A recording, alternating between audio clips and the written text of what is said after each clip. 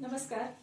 आपण 9वीचं तिसरं प्रकरण चालू केलेलं आहे, धारा विद्युत, करंट इलेक्ट्रिसिटी. यामध्ये आपण याच्या आधी रेजिस्टन्स, रेजिस्टिव्हिटी काय किंवा इलेक्ट्रिक सर्किट आणि इलेक्ट्रिक सर्किटमध्ये जे वेगवेगळे कॉम्पोनंट आहेत हे कसे जोडायचे ते आपण पाहिलं होतं. आता आपल्याला कंडक्टर आणि इन्सुलेटर म्हणजे काय ते पाहायचं आहे. पुढचा पॉइंट आहे कंडक्टर आणि इन्सुलेटर. आता जनरली या पॉइंटवर डिफरन्स विचारला जातो, कंडक्टर आणि इन्सुलेटर. And insulator. त्यामुळे आपण डिफरन्स रूपातच हे घेणार आहोत. फरक विचारला जातो, कंडक्टर आणि इन्सुलेटर. आता बघा, कंडक्टर कशाला म्हणायचं आणि इन्सुलेटर कशाला म्हणायचं.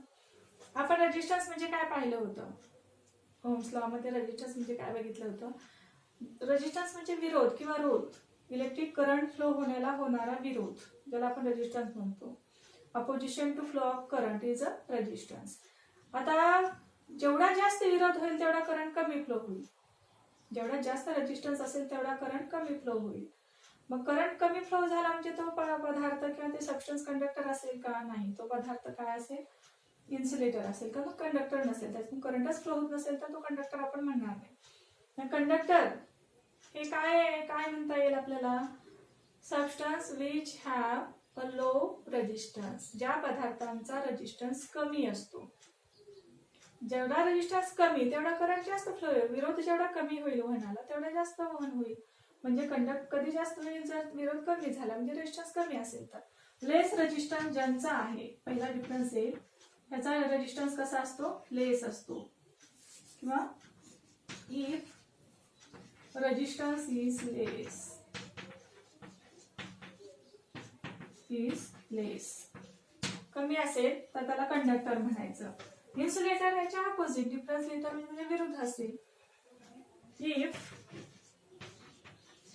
resistance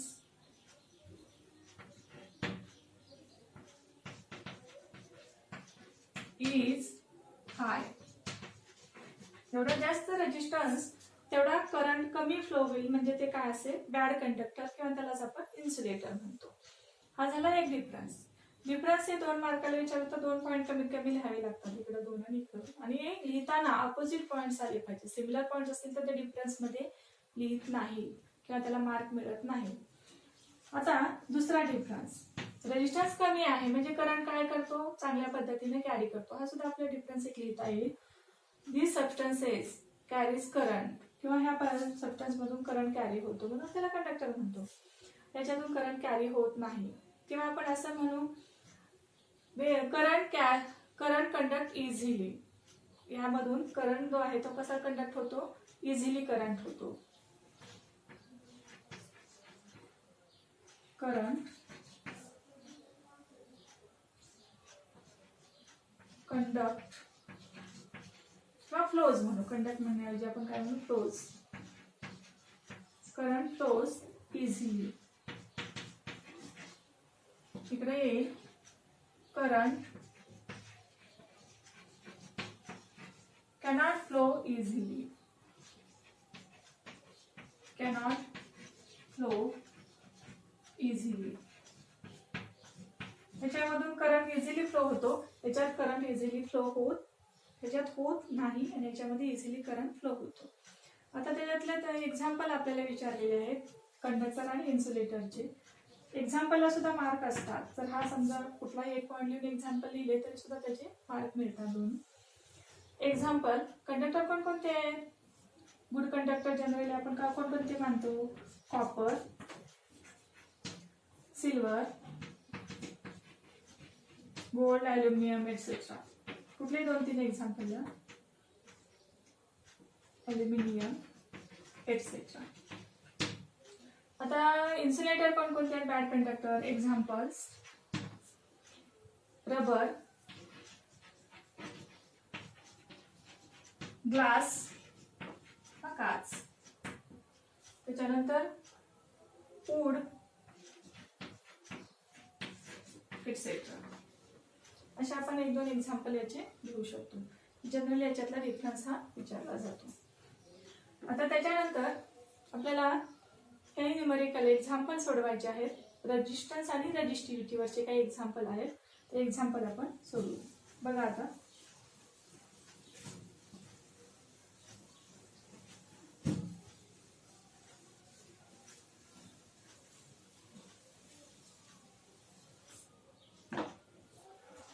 एक्झाम्पल मी पुस्तकात आहेत दिलेले, ते फक्त आधी वाचून दाखवते आणि नंतर सोडवू आपण.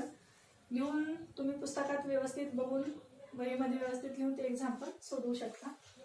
आता एक्झाम्पल असं आहे, the resistance of the filament in a light bulb is 1000 ohm. If the bulb is fed by a current from a source of potential difference 230 volt, how much current will flow through it. बघा, एक filament आहे. Filament म्हणजे बल्बमध्ये जी wire असते, टंगस्टनची तार जी असते, ती तार किंवा ती फिलामेंट, त्याचा रेजिस्टन्स आहे 1000 ओहम. तर पोटेन्शियल डिफरन्स त्या बल्बमध्ये किती प्रोव्हाइड केलाय, 230 व्होल्ट. तर किती करंट फ्लो होईल ते आपल्याला काढायचं आहे. आधी गिवन काय काय ते लिहून घ्यायचं. रेजिस्टन्स दिलेला आहे फिलामेंटचा 1000 ohm. Potential difference across filament 230 volt. What is a current. Current काढायचा आहे. आता आपल्याला फॉर्म्युला माहिती आहे, ओम्स लॉ वरून हे एक्झाम्पल सोडायचे. हा फॉर्म्युला लक्षात ठेवायचा, R is equal to V upon I. मग V काढायला विचारला जाईल, I विचारला जाईल किंवा R कुठलाही काढायला विचारलं तर आपल्याला ह्याच्या सहाय्याने काढता येतं. आपल्याला काढायचंय I. मग I इज इक्वल टू काय मिळेल, I इकडे जाईल, R इकडे येईल, V upon R is equal to place the value, किमती ठेवा फक्त. V किती आहे 230 डिवायडेड बाय R इज 1000. हे कॅन्सल झालं. राहिलं 23 अपॉन 100. म्हणजेच किती, I इज इक्वल टू 2 0 इकडे असल्यामुळे इथे एक डेसिमल येईल, 0.23 एम्पियर. करंट कशात मोजतात, एम्पियर मध्ये. किती करंट फ्लो होईल, 0.23 एम्पियर. जर त्या फिलामेंटचा रेजिस्टन्स 1000 असेल आणि पोटेन्शियल डिफरन्स 230 असेल तर करंट किती फ्लो होतो, 0.23 एम्पियर. अशा पद्धतीनं हे एक एक्झाम्पल आहे. आता दुसरं बघा. आता दुसरं एक्झाम्पल हे रेजिस्टिव्हिटीवर डिपेंड आहे, ते आपण नंतर घेऊ. त्याच्या आधी तिसरं जे रेजिस्टन्सवर डिपेंड आहे ते घेऊ. तिसरं एक्झाम्पल आहे, a current of 0.24 ampere flows through a conductor when a potential difference of 24 volt is applied between its two ends. What is its resistance? Current दिलेला आहे, पोटेन्शियल डिफरन्स दिलेला आहे, रेजिस्टन्स काढायचा आहे. बघा, करंट किती दिला आहे, current I is equal to, current is 0.24 ampere. Potential difference is V is equal to 24 volt. काढायचं काय कंडक्टरचा आपल्याला, R रेजिस्टन्स काढायचा आहे. मगाशी मी सांगितलेला Ohm's law, R is equal to V upon I. आहे कसं वापरायचं आहे, फक्त किमती ठेवा. V ची किंमत आहे, V इथं आहे 24 डिवायडेड बाय I 0.24. हे डेसिमल काढून टाकून वर डबल झिरो आपल्याला घेता येतं. 2 डेसिमल असल्यामुळे वर 2 झिरो द्या, डिवायडेड बाय 24. हे 100 येईल. ते 100. रेजिस्टन्स कशात मोजायचा, ओहम मध्ये. किती आला resistance, R is equal to 100 ohm. या पद्धतीने आपल्याला हे काढता येतं. आता तिसरं एक्झाम्पल, पुस्तकाप्रमाणे चौथं हे एक्झाम्पल आहे ओम्स लॉ, रेजिस्टन्स आणि ओम्स लॉवरच. आणि दुसरं आणि पाचवं रेजिस्टिव्हिटीवर आहे, ते आपण कंटिन्यू सोडू. आता बघा,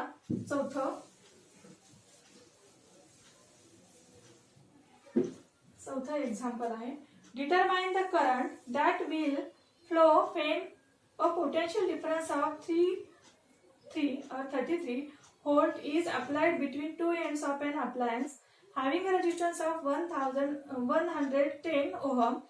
If the same current is to flow through an appliance having a resistance of 500 ohm, how much potential difference should be applied across its two ends? इथं काय करायचंय बघा, पोटेन्शियल डिफरन्स दिलाय प्रोव्हाइड केलेला 33 व्होल्ट आणि रेजिस्टन्स दिलाय मटेरियलचा 110 ohm. तर करंट किती फ्लो होईल तर काढायचा आहे. म्हणजे पोटेन्शियल डिफरन्स आणि रेजिस्टन्स दिलाय, करंट काढायचा आहे. आणि जो काही करंट आपण काढणार आहोत तोच करंट दुसऱ्या एका मटेरियल मधून पास केला ज्याचा रेजिस्टन्स 500 ओहम आहे. तर पोटेन्शियल डिफरन्स किती असेल ते काढायचं आहे.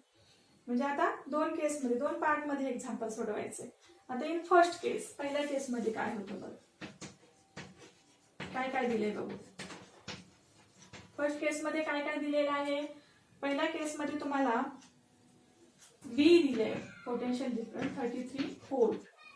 अजून काय दिलेलं आहे, रेजिस्टन्स R 110 ओहम. आणि काढायचं काय आहे हे तुम्हाला इथं काढायला काय सांगितलंय तुम्हाला, करंट I काढायचंय. आणि मग हा जो काही करंट निघेल तोच दुसऱ्या केसमध्ये आपल्याला वापरायचा आहे. आता आधी I काढून घेऊ. मगाशी आपण फॉर्म्युला I साठी पाहिलेला आहे V अपॉन R. आता किमती ठेवा. V ची किंमत इथली 33 डिवायडेड बाय R ची ही व्हॅल्यू, प्लेस द व्हॅल्यूज. हे 3 एक 0 3/10 काय 3/10. मग I इज इक्वल टू किती 3/10 आलं तर हे काय येईल, I इज इक्वल टू 0.3. एक 0 काढून टाकून एक डेसिमल आपल्याला इथं देता येतो. 0.3 करंट आहे म्हणून तो कशामध्ये मोजायचा, एम्पियर मध्ये. अशा पद्धतीने आपण हा करंट काढलेला आहे. आता हाच करंट आपल्याला सेकंड केस मध्ये यूज करायचा आहे. In second case second part म्हटलं तरी चालतं. करंट I किती इथं आलेला 0.3 एम्पियर हाच यूज करा. त्याच्यानंतर त्याचा रेजिस्टन्स दिला R 500 ओहम. आणि काढायचंय काय आपल्याला आता इथं या केसमध्ये V काढायचंय, पोटेन्शियल डिफरन्स. काय काढायचंय V. आता फॉर्म्युला V साठी काय येईल ओहम्स लॉ नुसार, V is equal to IR. मग आता place the values. The value of I is 0.3 into value of R 500. हे फक्त मल्टिप्लिकेशन करायचंय. किती आहे 150 व्होल्ट. पोटेन्शियल डिफरन्स किती आला मग 150 व्होल्ट. अशा पद्धतीने हे दोन पार्ट मध्ये एक्झाम्पल सोडवायचं आहे. आता दोन आणखी एक्झाम्पल हे रेजिस्टिव्हिटीवर डिपेंड आहे. त्या फॉर्म्युला हे तिन्ही एक्झाम्पल हे ओहम्स लॉ वर डिपेंड होते. आता आपल्याला रेजिस्टिव्हिटीचे दोन एक्झाम्पल आहेत ते बघू.